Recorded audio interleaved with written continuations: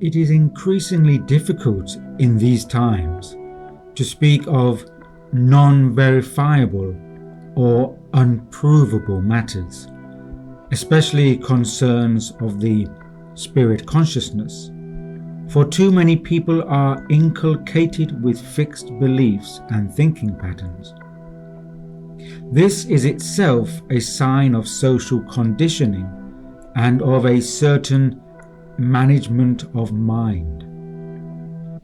We should not be surprised that this situation is rife throughout our societies and cultures and is becoming increasingly predominant. Social norms are persuading many people to prefer safety and security rather than the potential discomfort that comes from gaining new realizations and understanding. An ex-officer of the Soviet secret police who defected to the West, Gregory Klimov, revealed that in the fields of Soviet psychological warfare and social psychology, they utilized the principles of psychoanalysis. In this, they saw the phenomena of evil as a complicated, complex social illness. The psychoanalysts within the KGB equated evil with illness, especially an illness of the human psyche. This perspective places demonic actors and events as objective realities, i.e., as various forms of illness of psyche and soul. What this points to is a drastic decline of the human spirit.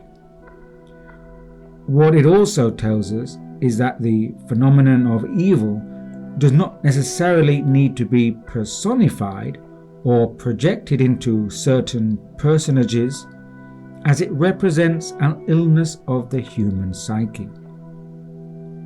We can recognize its presence operating within psychic imbalance and internal disconnect and detachment. Such psychic dis-ease represents an inner disconnect with the transcendental impulse. This disconnect, or splintering, from a sacred source has now come to signify the nature of the reversal that epitomizes much of contemporary life. It is within this reversal that we see much of the negating or counter-evolutionary forces within humanity. And these forces have been dominating much of our everyday lives and continue to do so. I would suggest that it is our individual responsibility to recognize these forces, attempt to comprehend them, and to transform them into impulses that can work for humankind's evolvement. In this, we need to come to grips with the presence and activity of those aspects that signify a psychic illness or dis-ease within life. Such aspects are a feature of existence as much as positive developmental forces. They all act within the playground of attraction, repulsion, and the expression of energy. The Rosicrucians recognized these forces when they referred to the Deus inversus, or the reversed God. This nature of reversal works on humanity through the spheres of imbalance and disharmony to counteract civilizational development. The Austrian mystic Rudolf Steiner was aware of the future impact of such forces when he stated that, quote, "It is essential that the forces which manifest as evil, if they appear at the wrong place, must be taken in hand in such a way that humanity can achieve something with these forces of evil that will be beneficial for the future of the whole of world evolution." End quote. In this regard, it is important that the individual becomes aware of the metaphysical realm that lies beyond the threshold of normal or everyday consciousness. If we remain unawares to our own forces of spirit consciousness, then we are more susceptible to the manipulations of such counter-developmental forces. Those readers familiar with my writings will know that I have attempted to draw attention to certain aspects of our consensus reality in order to gain greater clarity about how we may respond to the situation in a constructive way. I stand by what was written in the Gnostic Gospel of Philip, quote, "For so long as the root of wickedness is hidden, it is strong. But when it is recognized, it is dissolved. When it is revealed, it perishes." End quote. Recognition through heightened awareness and perception brings more choice into play. The individual needs to be conscious of certain facts before they can manifest the correct intention and focus of will. What is needed is a culture of revelation, of uncovering, rather than of cover-up. It is through revelation that insight into the metaphysical foundation of life can be sustained within our increasingly materialistic societies. This access to metaphysical realities can never be wholly eradicated. Yet just a cursory glance at modern life indicates that there are attempts to deepen people's immersion into deteriorating forms of dissonance and distraction. This can be seen as a form of reality deceit. The great deceit that is coming upon us is the unveiling of a so-called utopia based on the isolation of the human spirit consciousness. This fake promise is wrapped up in tech salvationist terms, heralding a false ideal future. The real dis-ease of the human condition is to be in a state of estrangement. That is, estranged and alienated from any metaphysical influence or nourishment. It is not that the metaphysical background to life must necessarily be obvious to us or tangible in our daily lives. This sense only of that we are cognizant is dissolved. Of its existence. A barren, soulless life is the result. And yet, in most circumstances, people would not be cognizant of this loss, this lack of the transcendental impulse in their lives, for they will be entrained into a reality consisting of a physical digital mesh that keeps them attached to their lower nature and desires. This deceit consists of a most heinous form of enslavement, for it shall both be a willing one as well as an ignorant one. The splintering of the human being from its metaphysical connection shall go almost unnoticed, and the transfer into a reality of limited consciousness will have been enacted quite skillfully.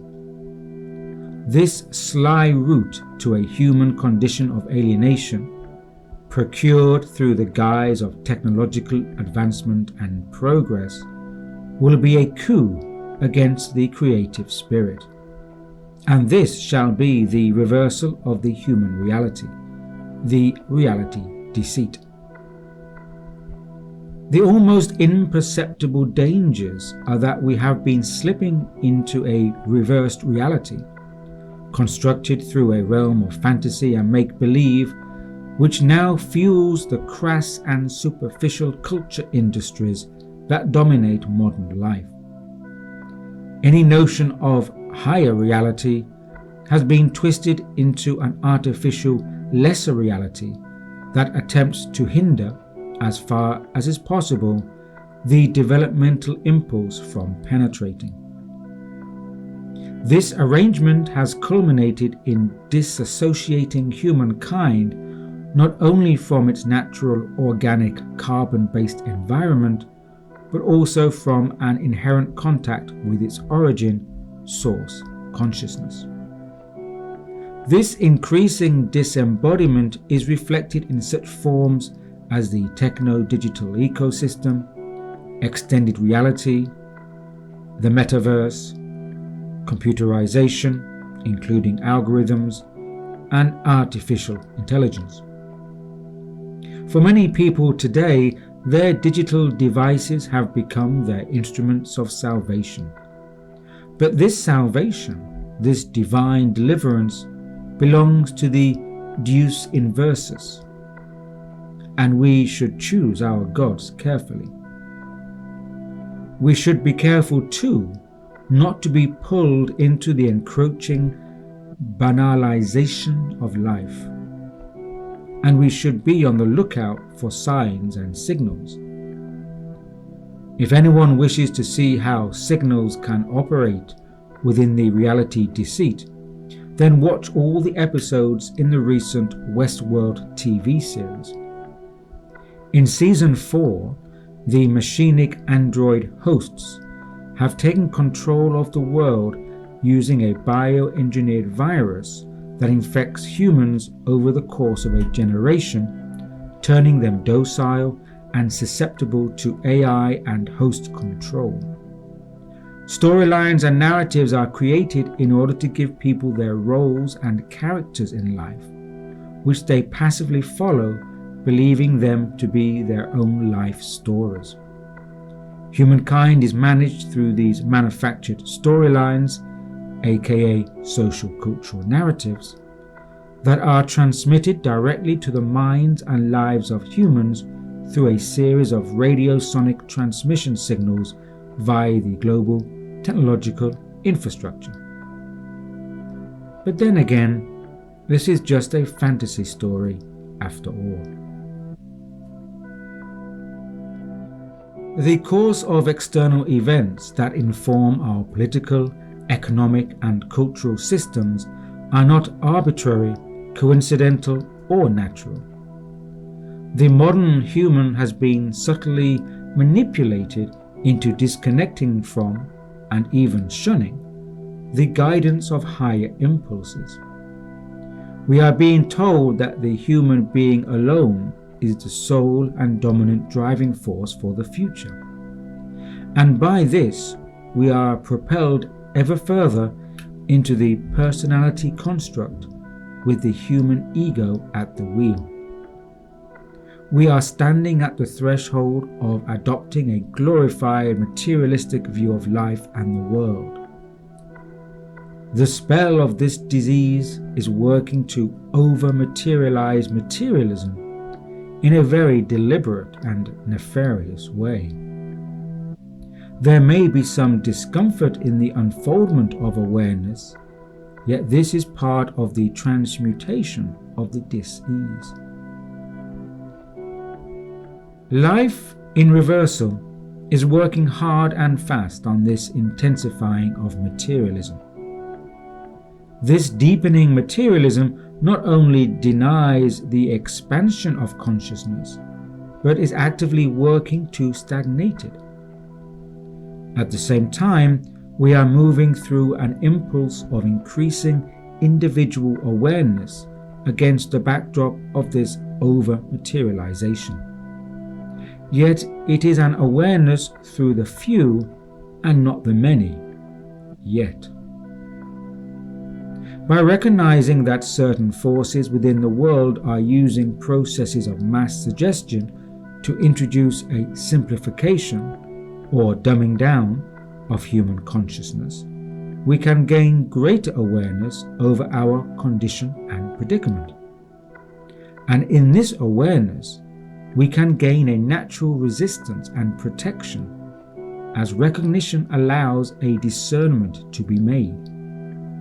It is this discernment to step away from the negating energies and frequencies of toxicity that can help a person to attune to a resonance of perceptive consciousness. By choosing where we place ourselves, our focus and attention, we can either take a step forward or stay where we are and stagnate. As always, the choice remains with us.